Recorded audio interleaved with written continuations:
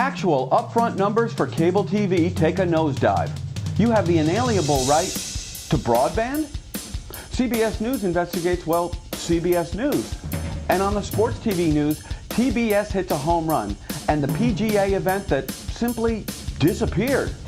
It's all ahead, and much more as the TV news starts right now.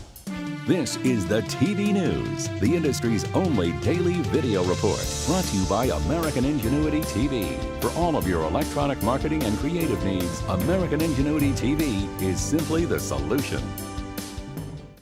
Welcome to the TVNews.TV for Friday, October 16th, and here are today's top stories. In early September, we reported that the industry declared that the cable TV industry upfront market had suffered a modest 5% loss. Now, according to the Cable Television Advertising Bureau, that number has been revised downward significantly to now 12%. That makes the 2009 upfront the softest cable TV market since 2001. And in fact, the CAB has gone on to say that this new number may not even be the final number. More on phantom reporting numbers on Monday in the Big Picture segment. With Dish Network lagging way behind DirecTV in delivering local stations to their customer base, and in the face of impending congressional legislation to compel Dish to catch up, Dish has agreed to a 2-year time frame to make local TV stations available to their customers in all 2010 Nielsen markets. Well, the good thing is that the government didn't have to twist EchoStar's arm to do what should have been taken care of a long time ago. The Bill of Rights, generally understood to be our constitutional guarantee of free speech, a speedy trial and right to privacy, well, except under the Cheney regime. But according to Mashable.com, if we all lived in Finland, we would have to add another amendment to our Bill of Rights, and that's the inalienable right to broadband internet.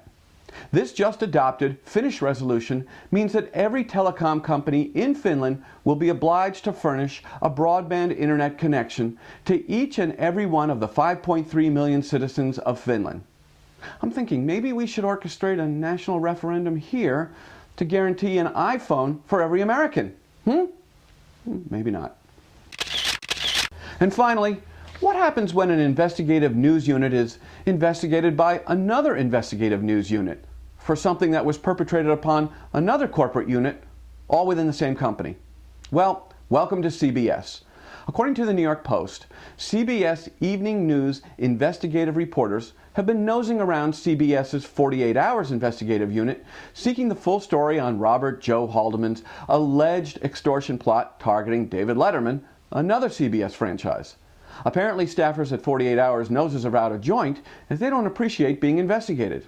Let me help them with this concept. If investigative reporters object to being investigated themselves, then perhaps their journalistic principles ought to be investigated.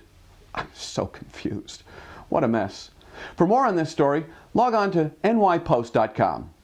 The Sports TV News is brought to you by Store & Associates, sports and entertainment marketing specialists. Log on to storeandassociates.com and start connecting with sponsors and consumers. Every Friday, the TVNews.TV hits you with the Sports TV News. The Major League Baseball Division Series playoffs were better to TBS than America's team ever was. The MLB Division Series powered TBS to its best ratings performance in its 33-year history. And that, of course, put TBS atop the cable TV ratings heap for the week ending October 11th. HBO Sports is heading into the fast lane. Jimmy Johnson will be the very first non-boxer to be front and center on HBO Sports' award-winning reality series 24/7. The show, entitled Race to Daytona, will begin in late January and will chronicle Johnson's preparations on and off track for the Daytona 500. And on a sad note, the annual Milwaukee-based PGA event, for years known as the Greater Milwaukee Open and most recently known as the U.S. Bank Championship, is no more. And now, for the first time in 42 years, the area will be bereft of a PGA event. Earlier this year, U.S. Bank decided to pull out as sponsor, and that, as they say, is that. Future events and opportunities. Brought to you by Sando Communications. Sound judgment, solid credibility, and superior results. This is Sando Communications.